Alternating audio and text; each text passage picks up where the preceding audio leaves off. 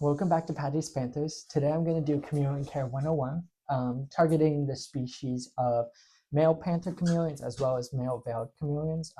Trudy's care is a little bit different just because she's a female. Everything else is the same except for when we get to egg laying, that's a little bit different for her. But we're going to go over humidity, enclosures, heat bulbs, UVVs, feeding, scheduling like that. This is mostly for beginners as well as people who have a chameleon, just kind of want to boost up their chameleon care and just learn what they might not know and add to it as well. So let's get into it.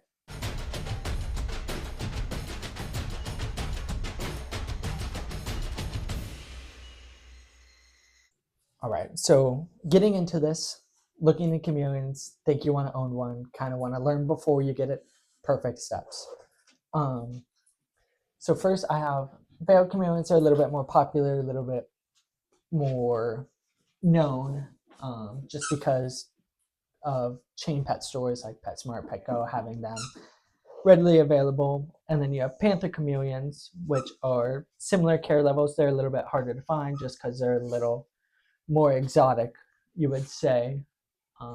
So they're not as popular in chain stores. Granted, you can find them there, don't get me wrong, but they're just not as readily available as what you would say the veiled chameleons are.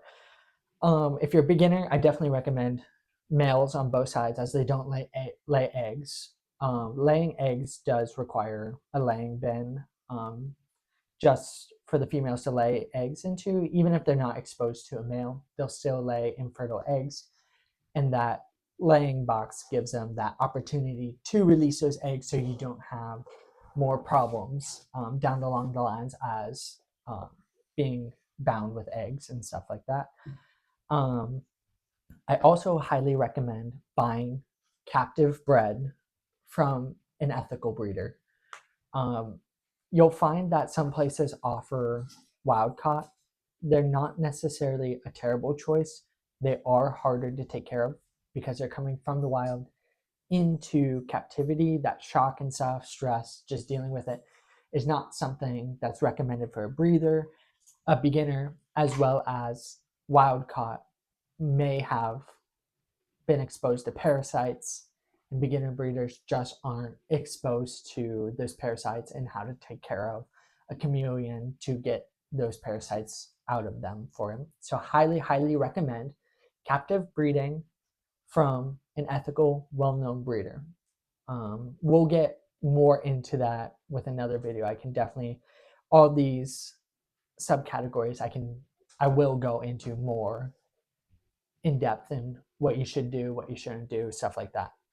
So before you get a chameleon enclosure, some places sell kits for chameleons. I don't recommend those, not one bit, just because the enclosures are too small, limited fake plants, the vines in them are terrible with like the fake moss on them, ingestion, compaction, just a whole mess, as well as wrong UVB lights as well. They have the compact UV lights. You want linear, as well as I think the only good thing maybe the heat bulb that comes with them would be something that would be the only thing those kits are good for. So you want a cage minimum size of a 2 foot length by 2 foot width by 4 feet tall. As chameleons climb and stuff, that 4 feet tall gives them that climbing space that they look after. You also want a stand or something to put that cage up on so the chameleons feel like they can get away from you out of that predator's sight, so they feel safer climbing those branches. As you can see, I have enclosures from Zen Habitats. My bottoms are open as well as the tops, so it's considered a hybrid enclosure. I also recommend screen enclosures as long as you're keeping temps and humidity correct. And even if you're not getting that, you can close off some of the sides for mesh enclosures to help keep in that humidity or temperatures as well. But ideally, your main concern is the vertical height because that's how chameleons climb and feel safer. Granted, you can always go bigger. Bigger's always better. Nothing wrong with that. And a lot of people say you want smaller for babies. I don't agree with that. Ducky and Trudy have both been 3 months old in this enclosure just fine. Like, not stressed, found food just fine. They'll do okay in something this size as a 3-month-old baby.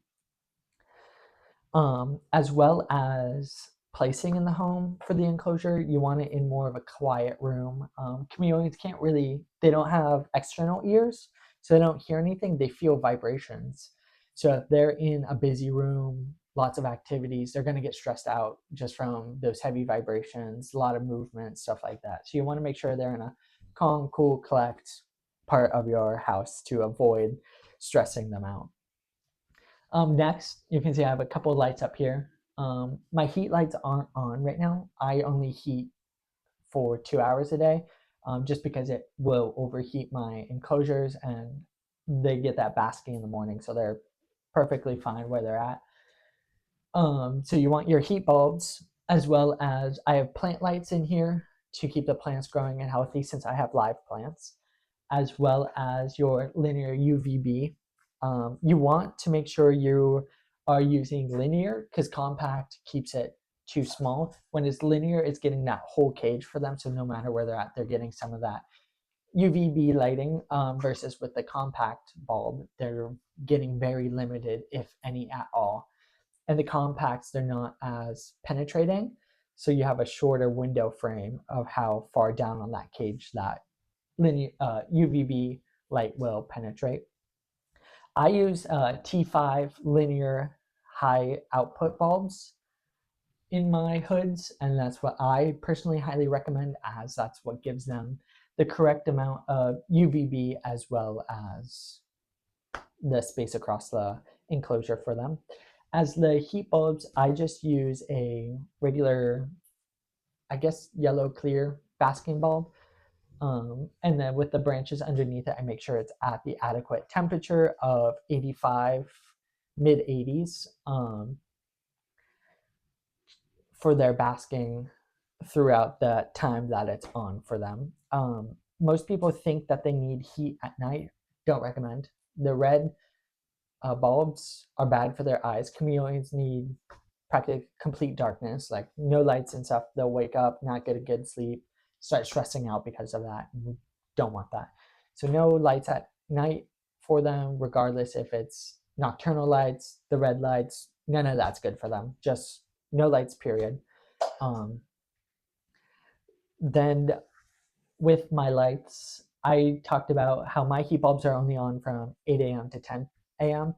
But my regular lights, they're on from 8 a.m. to 8 p.m. You want that 12-hour cycle throughout the day. Lights on for 12 hours and off for 12 hours gives them that cycle of light and sleep that they need throughout that.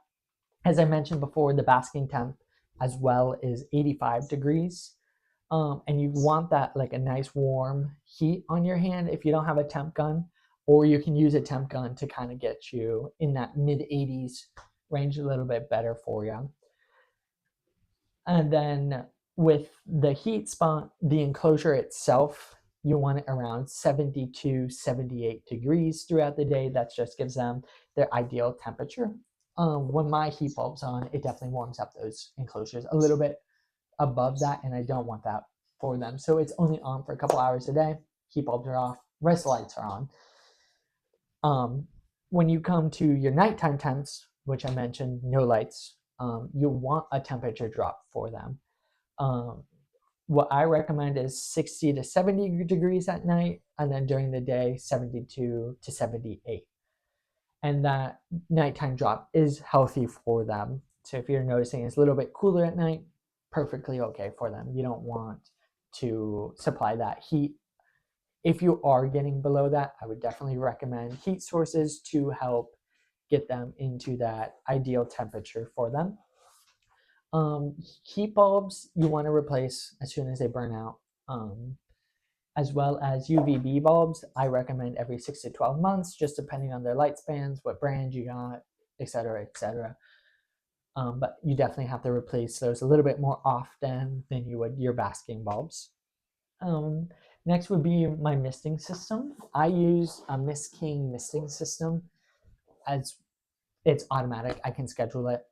You want to make sure all your misting is done at night, um, because that's when you want higher humidity levels. So I mist at 9 p.m., midnight, and 6 a.m. Yeah, 6 a.m. You want those 3 interval mistings just to make sure you're keeping up that humidity throughout the night for them. And then during the day, you don't want any misting, just to lower that temperature down. I mean, the humidity down for them. At night, you want it anywhere between 80% to 100% humidity. And then during the day, you want it between 40 and 50%. Just kind of give those branches, leaves enough to dry off, and you don't want it too muggy or you start getting into respiratory issues with the chameleons. Um,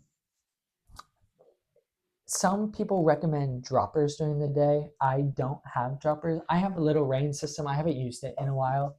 It will drop water every now and then. It's perfectly fine. It's gonna raise the humidity level, but it's not going to do it substantially. And that gives them that little drink during the day if you prefer, but it's not absolutely necessary with these types of chameleons. Um, Also, if you can't get your humidity levels at night, people recommend foggers. I dabbled with foggers a little bit.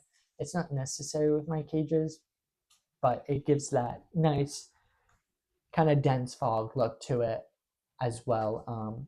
The only downside with it is you need to make sure you have enough airflow in the cages. You don't want that ambient stagnant air, because then they're breathing in that damp air too much, which will cause a little bit more respiratory issues for them. So you want to make sure they're getting high airflow within that higher humidity for them.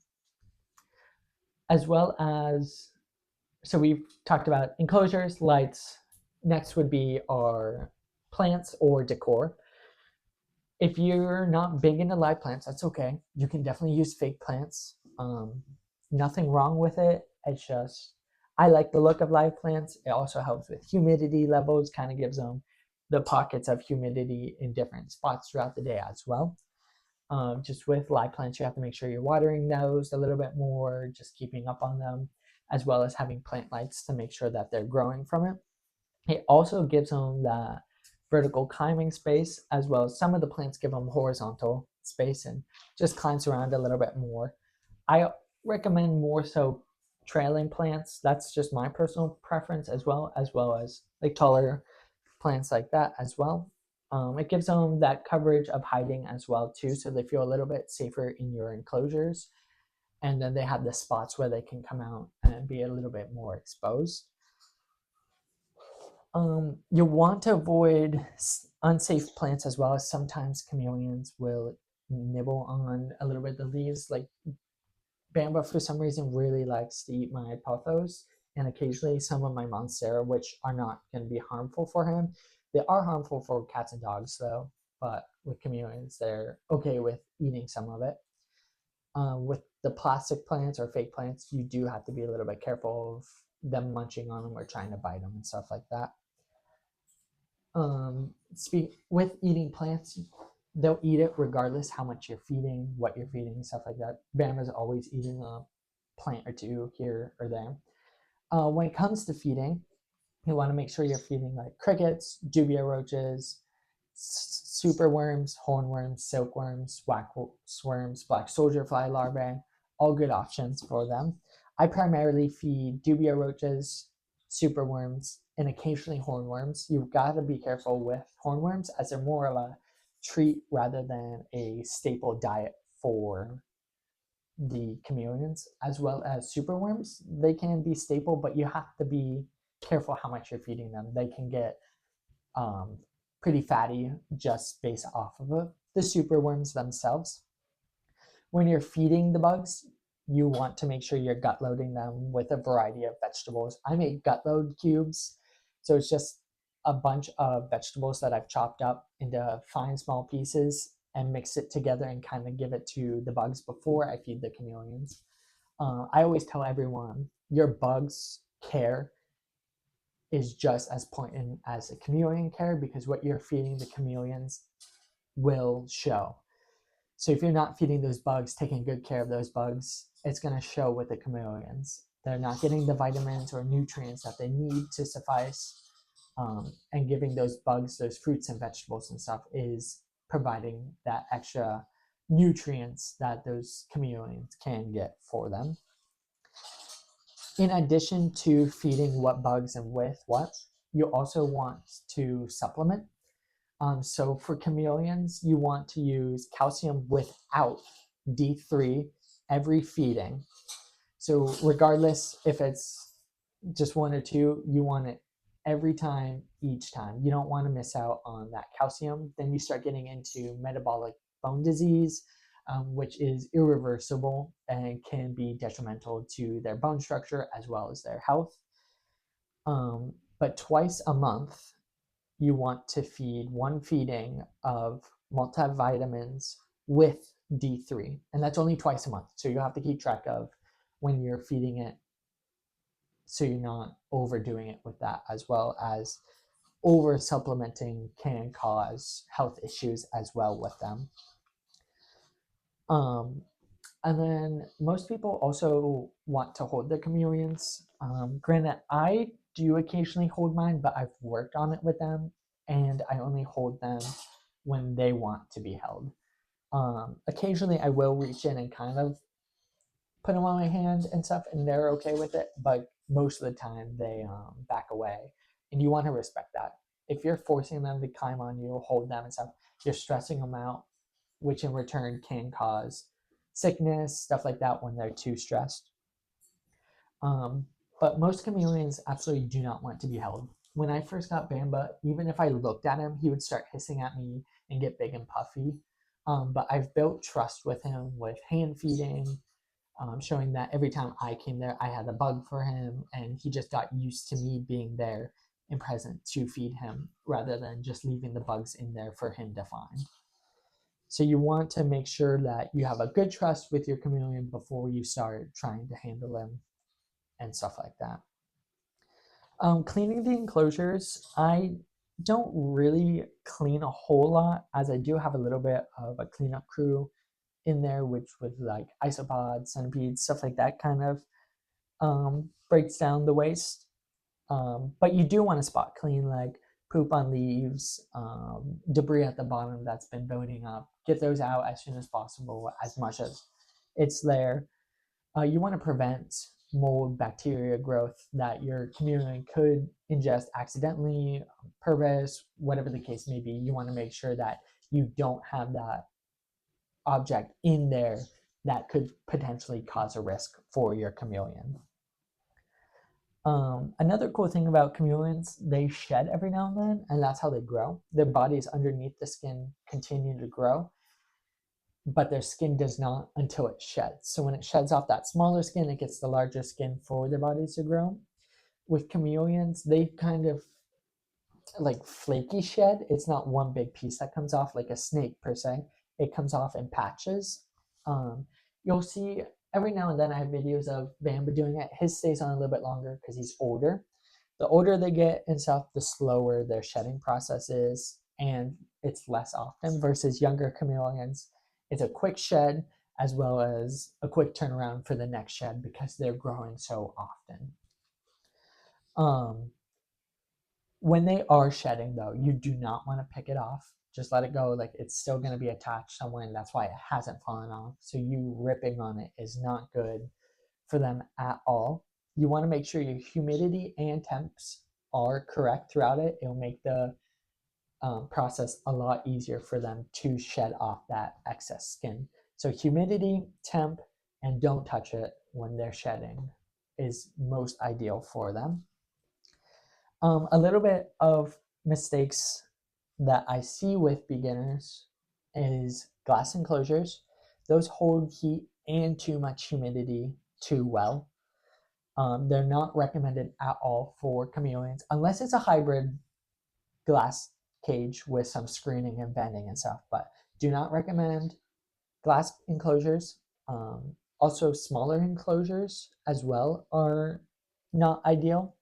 A lot of people think like, oh, I can get a smaller one and then grow into it, but then they never get that next big enclosure because they think their chameleon's happy in that small little enclosure. So enclosure size and enclosure material.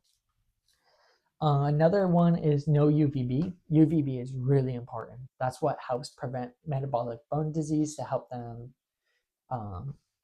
break down that vitamin D3 and to make that stronger bone growth for them as well.